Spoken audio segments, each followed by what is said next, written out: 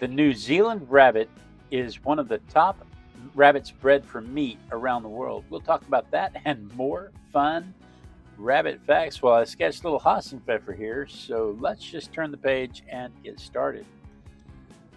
Good morning, good morning, good morning. It is 5:30 in the morning on a, goodness, is it Tuesday morning already? Tuesday mornings at 5:30 in the morning, I like to do a little thing where I pull a toy from the toy box, a random object from the Random Object Randomogrifier, if you will, and I draw it and we talk about it. And today's random object from the Random Object Randomogrifier is a New Zealand rabbit. Now, New Zealand rabbits are big and they get big quick. That's what people like about them. That's what makes them really good for the meat industry. They are about 20 inches long and about 10 pounds, and they get pretty big pretty quick. They get up to 5 pounds within the first 10 weeks. And so every 16 weeks, a breeding pair of rabbits can produce 16 pounds of meat in offspring. Now, that may sound atrocious to people who love rabbits, or it may sound fantastic if you love rabbit. Depends on how you love your rabbit. Joe's here. Good morning, Joe. Going to be watching on his TV because YouTube crashing his phone. Joe, have you ever had a New Zealand rabbit for dinner?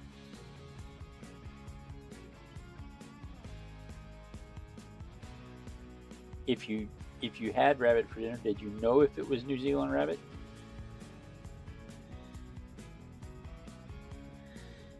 The name is New Zealand rabbit, but there's controversy. They don't really know how it got the name. It's 100% American breed. Of course, they have them in New Zealand now, but they're not from New Zealand. It's thought that maybe there was a New Zealand stock that they used to breed with the Belgian hares to get the New Zealand rabbit breed, but there's no evidence of that. That's conjecture after the fact.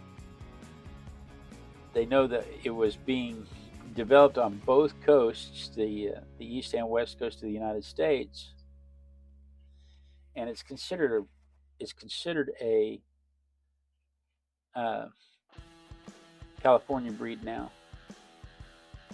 But when it was named, it had never been to New Zealand. Had never been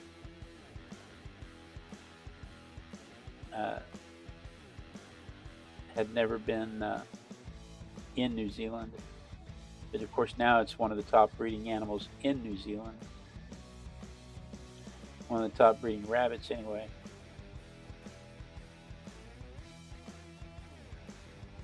It is 100% an American breed though. And he said his Opa raised and sold meat rabbits. So yes, he's had rabbit. Do you know if it was a New Zealand rabbit? I wouldn't know. We had white rabbits. I couldn't tell you if they were New Zealand rabbits. I just remember they were big. I couldn't tell you if they were New Zealand rabbits. They were meat rabbits. The white rabbit was an accident, but it became the staple. But the red rabbit is probably why it was named, because it reminded people of New Zealand. Reminded the breeders of New Zealand.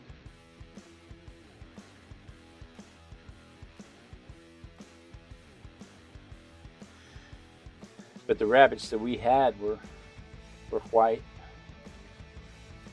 and probably New Zealand rabbits, because again it's one of the most popular meat rabbits out there, and they are big and they get big fast. And if you are an animal lover, if you're the kind of person who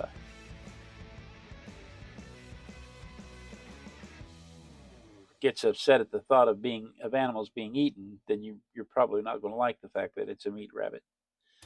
But if you are the kind of person who thinks Hossepfeffer is a funny joke for a name for a rabbit, you may find today's facts interesting.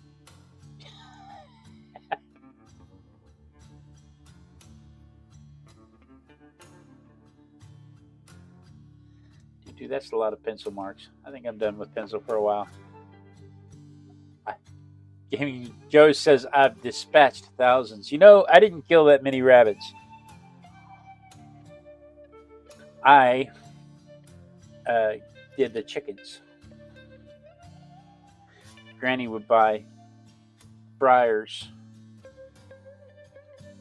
in boxes of 50. Correction. I'm sorry? Your grandfather would. Well, I'm sorry, my grandfather would buy fryers in boxes of 50. And that's as far as his involvement went. And that's just as far as his involvement went. Anyway, he would buy fryers in boxes of 50, but when it came time to dispatch, that's a good word. When it came time to dispatch of the fryers, that was my job, because I was the only one that could do it without issue, without nightmares. Tell me, Clarice, can you still hear the chickens scream? They were also these rabbits. They were fast growing.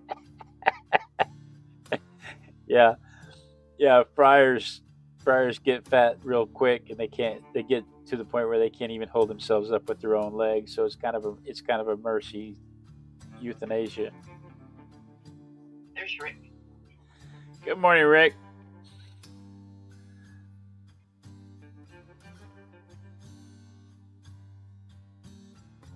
Joe said he looked for the little whites from Florida, but can't find them in this area.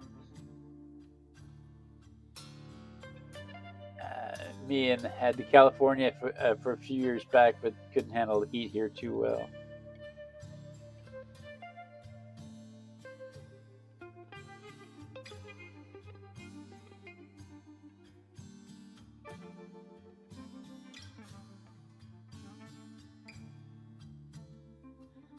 Do.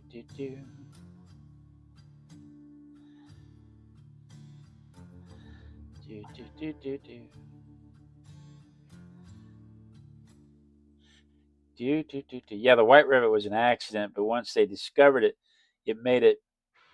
They fought to make it its own breed, because it didn't take them long to figure out that white fur could be dyed any color. The red fur had to be bleached to be dyed any color, but the white fur could be dyed any color.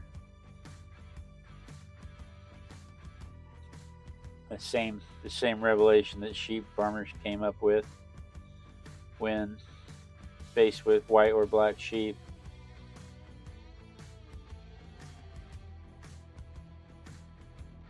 Joe said his OPA raised and sold commercially. Then the government started requiring super expensive dispatch routes, and he supplied the local IGA also.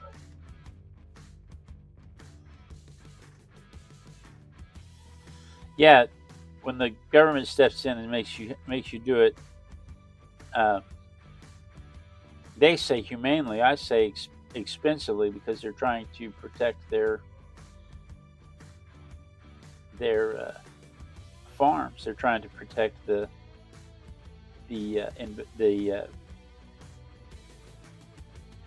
donors.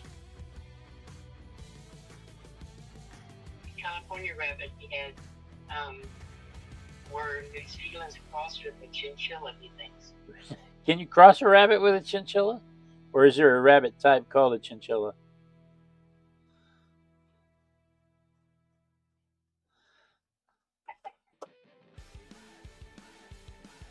Pamela's here. Good morning, Artie. She had to get her HARE done, so I'm running behind her hair done. Good morning. Good morning, Pamela.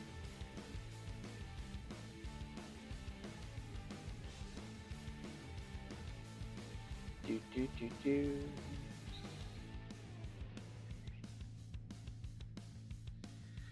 Do, do, do, do. Rabbits are, fun fact, rabbits are hindgut fermenters.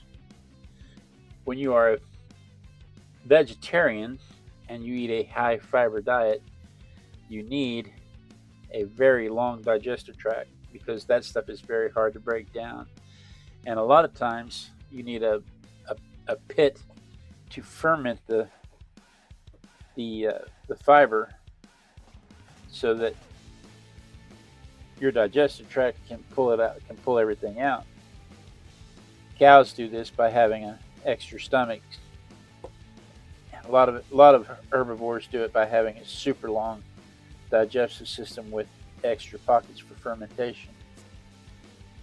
Rabbits do it, but most of the time when they do that, fermentation happens before the small intestine, before the large intestine rather.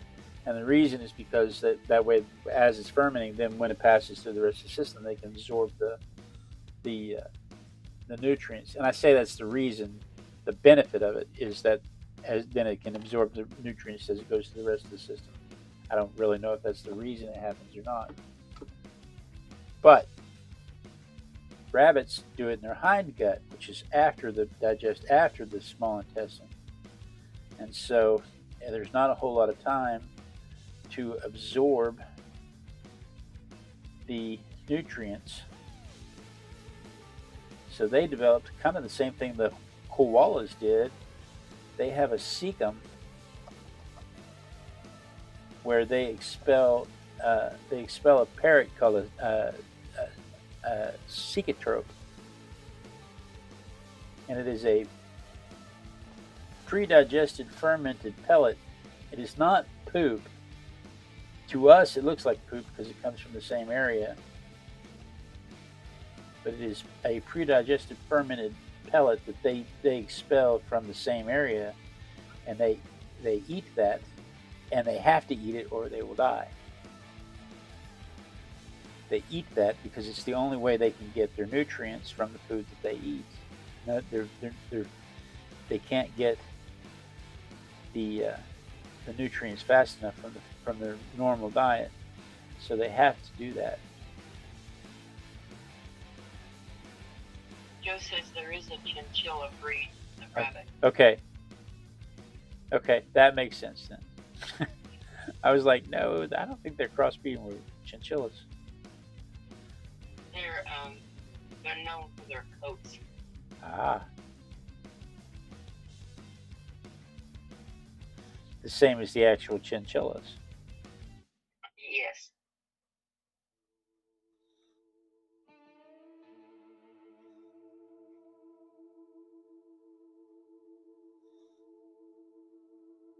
They're French. This is my favorite part. French rabbits. Wee wee. You know, it's funny, that's the first place we all go. Wee wee. Because it's the only French. Yes. It's about the only French we all remember. I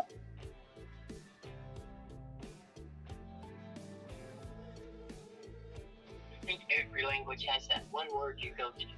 Michelle, my belle. Wah, wah, wah, wah, wah, wah, wah.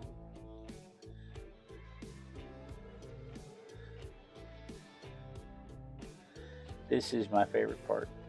This is the part that makes it into a shape, a dimension, not just lines on the page. I probably never told you all that.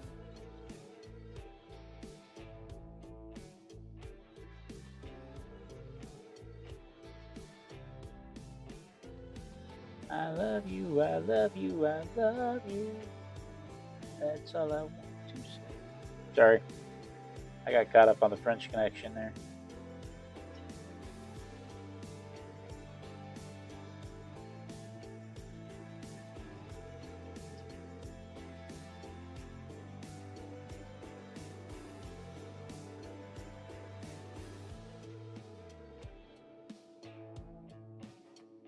All right. And we need a shadow on the face of it.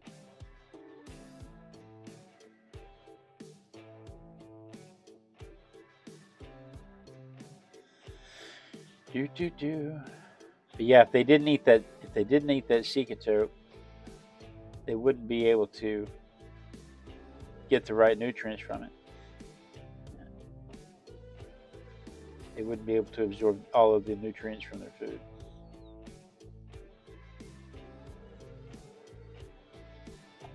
Joe says squirrels will still better. He wishes he could raise the tree rats. Yeah, they're not domesticated though. Remember, all the animals that are domesticated themselves. I am kind of shocked that we don't have more domesticated rats. We domesticated the cat that comes to hunt the rat, but we didn't really domesticate the rat. I am kind of shocked about that. But these things show up and start eating our food out of our gardens when we first learn how to garden. All the animals, when we first start learning how to garden, they start coming up and eating our food out of our garden. We start sharing food around them so that they will come around and make them easier to catch. And we ended up domesticating them. So my argument is that all the domesticated animals domesticated themselves. Let me dry this real quick and then we'll add some color.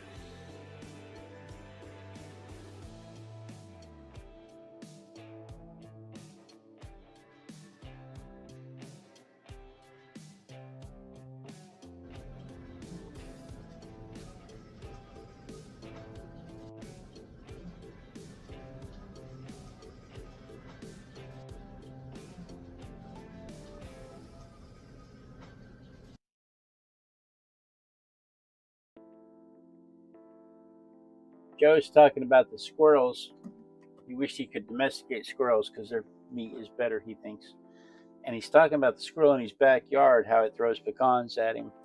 Joe, I was stationed on Fort Sill, and Fort Sill is covered in pecan trees. Fort Sill is in Lawton, Oklahoma, and it's covered in pecan trees.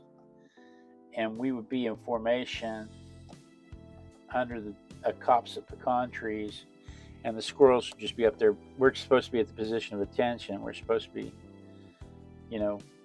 we're supposed to be serious, standing there at the position of attention, and the squirrels would just be up there pelting us with pecans to get us out of their area. And I know the NCOs were aware. I know they knew it. And I'm sure they thought it was funny to challenge our discipline of whether or not we could maintain the position of attention while being pelted by squirrels.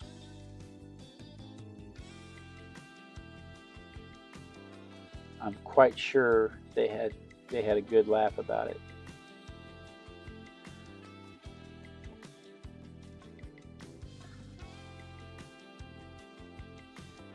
They bark at, Mom says they bark at the birds in the bird feeder.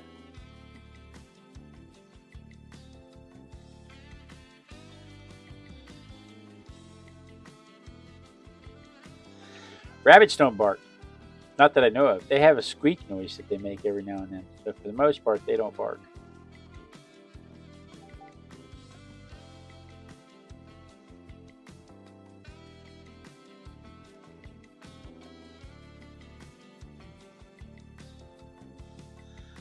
You know what? I said that. There may be rabbits that bark. I've never heard a rabbit bark. I just only ever remember them making a real high-pitched whine.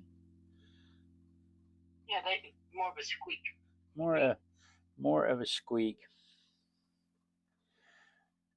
The New Zealand rabbit is bred 100% from European stock. The European stock came from the European hare. There are no American hare interbreeding into the New Zealand rabbit. Officially, it doesn't mean it didn't happen occasionally along the way and it just was not documented, but there officially is no No American hare interbred into the New Zealand rabbit. Most domestic rabbits are descended from the wild hares in Europe, because most domestic rabbits around the world are descended from European domestic rabbits. I'm really surprised. Of course, the natives in the Americas, they domesticated like guinea pigs. They didn't domesticate rabbits. They domesticated guinea pigs. But I'm really surprised that they didn't domesticate rabbits. They domesticated parrots, and they domesticated guinea pigs. But they didn't domesticate capybaras, and they didn't domesticate rabbits, and I'm kind of shocked about that.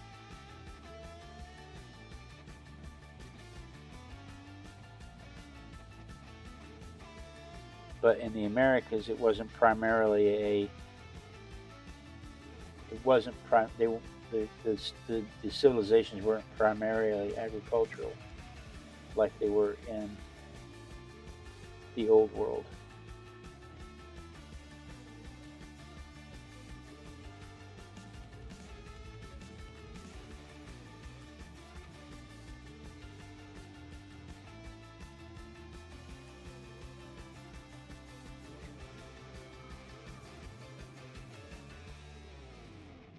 How are we doing on time? Oh, it's 5:52. I mean, we're not in a hurry, but we kind of need to step up this game.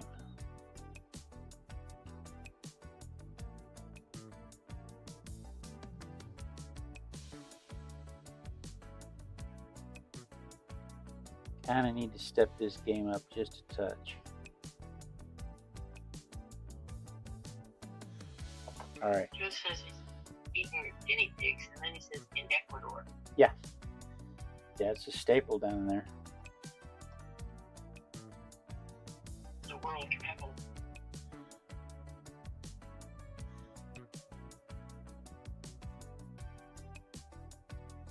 I never made it south.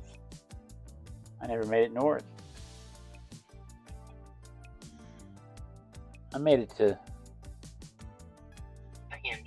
sand. I made it to Iraq. I was in Italy briefly. We were on the plane in Italy, and they said if you look out the window you can see, and then we took off again.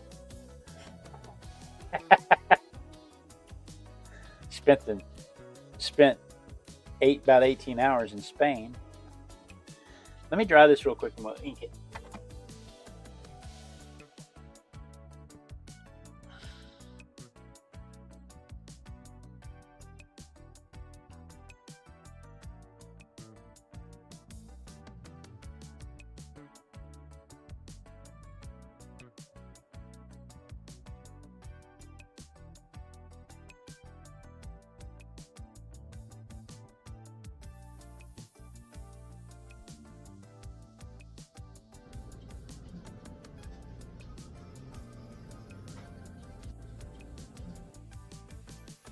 Wonder how many guinea pigs I could raise in the backyard to get the farm exemption.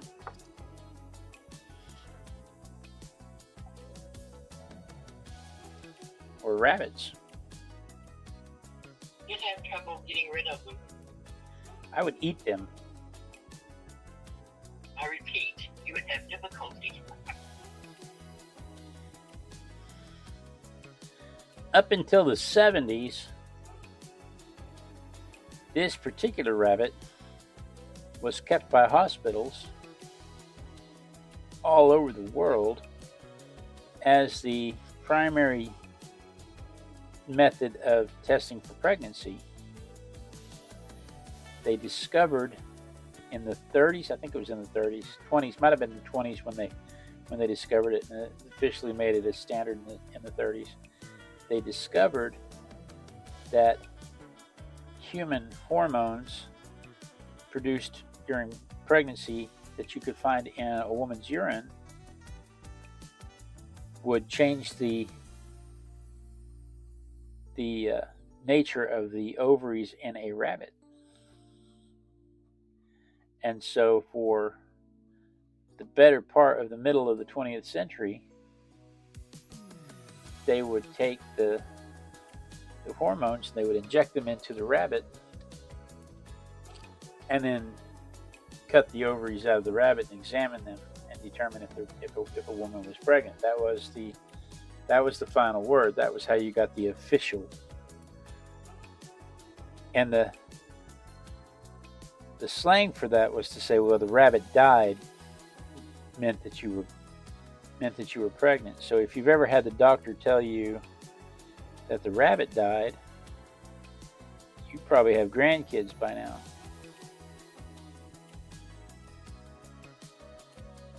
Even though that test has been out of fashion since the early 70s.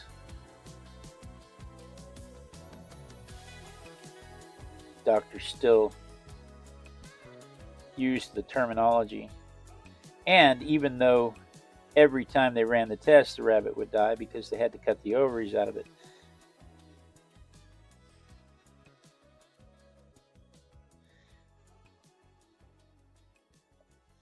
It was one of the reasons why Radar did not want Hawkeye to use his pet rabbits for Major Houlihan's pregnancy test, because it would kill his rabbits. And they ended up surgically removing, anesthetizing and surgically removing the ovaries from the rabbit instead of killing them in the television series MASH.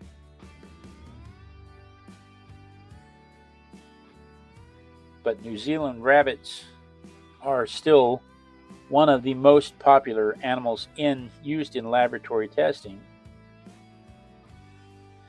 because of their similar toxicology to humans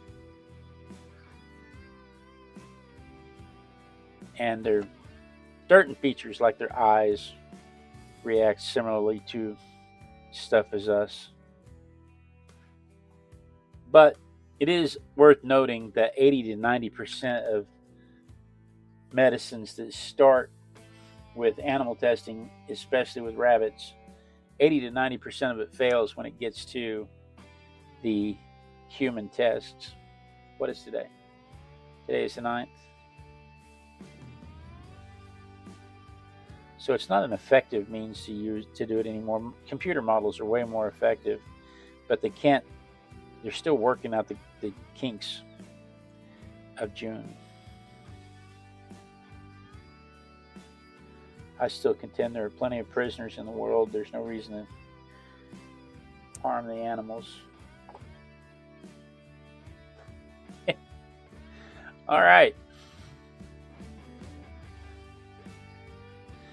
But as a food stock, 570 million of these things were slaughtered. In 2021, 570 million of them were slaughtered, 860,000 tons for worth about $1.5 billion worth of meat. And China was easily half of that. So I could probably hit that with some vermilion or with some scarlet. I'm not going to. I'm going to call it done. I don't want to overwork it. So there is my version of it compared to the photograph. Let's see it from my perspective.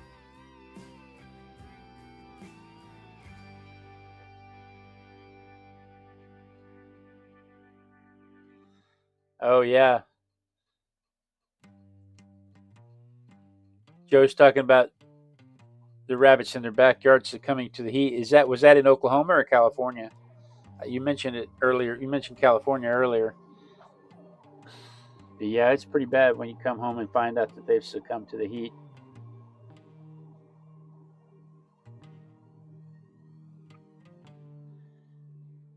Dun, dun, dun. So there it is from my perspective. He says it was in Oklahoma. So that's what I did this morning. Tomorrow, what do we have tomorrow? What could it be? What could it be? The suspense. The suspense is what gets you. Oh, yeah. Tomorrow we have the Liberty Bell. The first Liberty Bell didn't make it when it came across the Atlantic. It came from London in 1752, and the very first time they rung it, it cracked. And so they took it, and John Stowe and John, what's the other guy's name? Park. Was it Park and Stowe? John Parks and John Stowe took it and made it again, and the second one had a dull sound to it, and everybody laughed at them. So they finally made a third one, and it cracked also, and they just left it. And so that is the Liberty Bell that we know today. We'll talk about that and more fun. Of course, that was probably all the really, really interesting stuff about the Liberty Bell. We'll talk about that and more fun Liberty Bell facts while I sketch this little ringer tomorrow morning at 5:30 in the morning. And so you're going to want to set your notification bell so you don't miss that. But guys, thank you so much for joining me. I do look forward to this every day. Joe says he has a tattoo of that bell. That's an interesting tattoo. You're going to have to send me a picture of it. We'll show it off on Thursday. Thank you so much for joining me. This is my favorite part of the day when I get to art with my besties. I do look forward to it every day. It holds me accountable to my art practice and is often the only art I get to do. But be sure and tune in tomorrow. Same Artistic Biker time, same Artistic Biker channel. We dance. We dance until somebody says they see me dancing, because when they see me dancing, I will know that the lag has caught up with the stream. It will make sure that I don't get cut off mid-sentence. It gives everybody a chance to say hello and goodbye to each other. It gives everybody a chance to ask any questions if they have any questions. And it gives you a chance to click the clicky thingies this way if you're on the horizontal, or this way if you're on the vertical. So, but the most important part of the whole thing